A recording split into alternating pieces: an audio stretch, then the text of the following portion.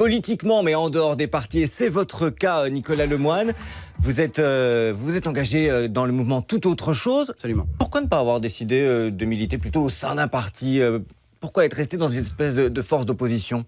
Alors, je ne suis pas persuadé qu'on est forcément dans une force d'opposition. Je pense qu'on est vraiment dans une forme de construction. Et c'est lié à la décision que j'ai prise de m'engager au sein du mouvement Tout Autre Chose. Je pense qu'aujourd'hui, il existe un grand nombre d'initiatives, un grand nombre de choses qui sont mises en place par des citoyens, un grand nombre aussi de nouvelles manières de concevoir la politique, de concevoir l'action publique. Et aujourd'hui, l'offre politique, comme on en parlait à l'instant, ne répond pas à ça. Et donc, il y a un certain nombre de citoyens qui se mobilisent, qui ont des actions qui, si elles ne sont pas partisanes, peuvent être considérées comme politiques, puisqu'elles visent à transformer la société. Et on voit que ces alternatives, ne sont pas suffisamment valorisées. En tout cas, c'est la perception que j'en ai.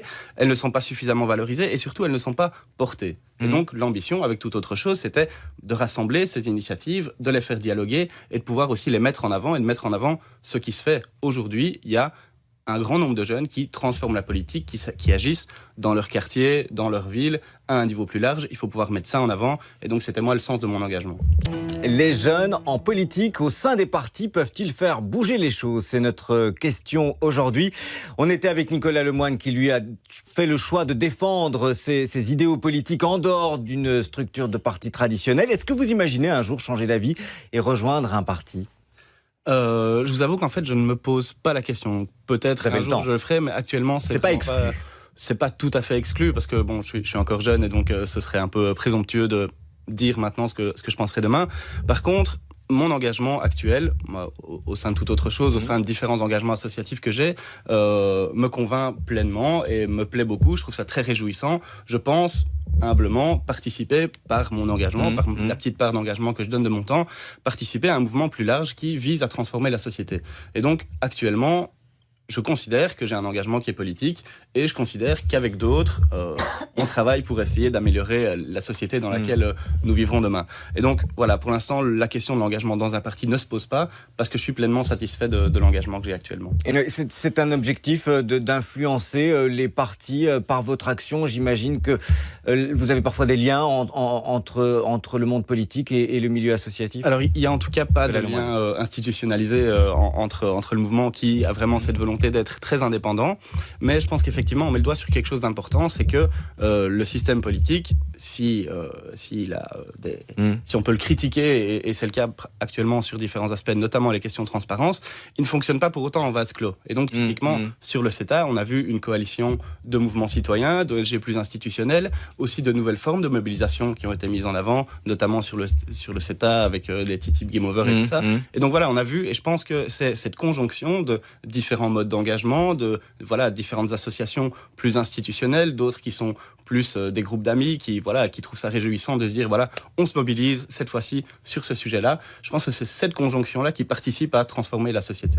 Comment est-ce que vous analysez ça, Nicolas Lemoine, cette impression d'une déconnexion de l'élite, en tout cas des partis, des dirigeants et des citoyens et de la base ? Je pense qu'actuellement, si le débat est posé et si on en parle autant, c'est parce qu'il y a différentes affaires qui ont écorné l'image que les jeunes, la population de manière générale, je pense, ont de leurs représentants politiques. La RTBF avait conduit une enquête, Génération Quoi, où on se rendait compte que quand on posait la question aux jeunes, est-ce que vous êtes membre d'une organisation politique, est-ce que vous comptez l'être, 57% d'entre eux répondaient non. Je pense qu'en fait, ce constat-là, d'une forme de désamour de la politique, aurait pu être affiné en se disant, mais en fait, qu'est-ce que c'est pour vous une organisation politique ? Aujourd'hui, il y a de plus en plus de jeunes qui s'engagent dans des mouvements associatifs de différentes manières et qui, d'une certaine manière, font de la politique et se mobilisent. Et donc, ce constat de désamour du politique est, à mon sens, surtout un constat de désamour de la politique institutionnelle, comme elle se faisait avant. Et d'un autre côté, dans la même enquête, on se rendait compte aussi que on est dans une génération qui est celle de la transition, qui a beaucoup d'espoir, qui a envie de changer les choses. Et donc, pour répondre à votre question, je pense que ce qu'il faut, c'est se rendre compte qu'aujourd'hui, il y a une transformation dans les modes d'action politique qui sont parfois plus directs, mais qui sont aussi parfois moins institutionnels. Mais aujourd'hui, les jeunes, je serais très mal à l'aise avec l'assertion selon laquelle les jeunes se désinvestissent de la politique. Je pense qu'ils se désinvestissent de la politique institutionnelle pour des raisons dont on discute actuellement, aussi parce que le climat a changé. Si aujourd'hui, ce qu'on appelle les affaires, sur laquelle c'est pas la peine de revenir ici, mais si le climat est celui-là, c'est aussi parce que la société civile, les citoyens ont changé le climat dans lequel se passe la politique. Aujourd'hui, il est devenu intolérable de voir sortir les affaires comme on les voit dans les journaux. Et ça, c'est quoi? C'est les réseaux sociaux, la mobilisation citoyenne qui se fait plus facilement?